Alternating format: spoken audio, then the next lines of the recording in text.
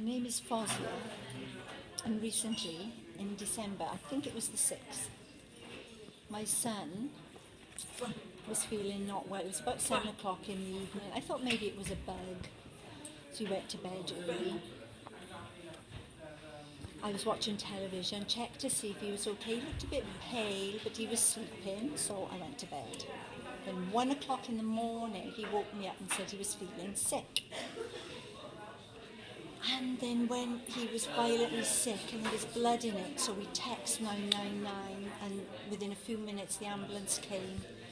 I couldn't communicate with him. I tried to explain that he'd been sick, but it was visual. They could see the vomit and the blood. His blood pressure had dropped, his heart rate was raised, so they rushed him into hospital. We arrived, and nurses and doctors came. I know they'd phoned ahead, so everyone was prepared for him.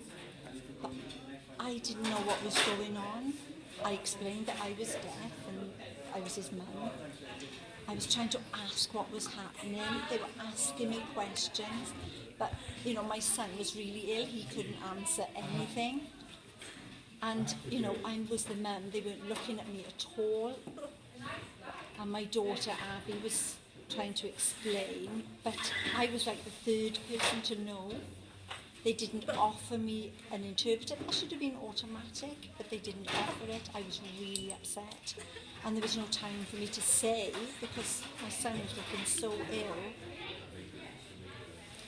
And I was asking my daughter what's going on, but she was upset to see her brother like that. She was trying to fingerspell medical words and jargon. I had no idea what was going on. I don't really want to criticise the medical professionals. They did a brilliant service. But for myself, it was awful. I had no idea. I couldn't understand what was wrong with him. I had no idea what illness he had. They kept him in hospital overnight and put him on a drip, but I had no information. I had no idea what was wrong with him. I didn't know why he was on the drip. I think he was dehydrated, but I'm not really sure. My daughter's not a doctor, so she couldn't really explain to me. I was so upset. And then I stayed overnight.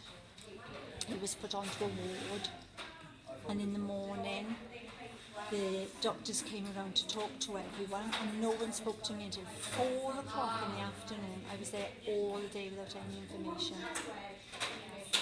And then in the end, they said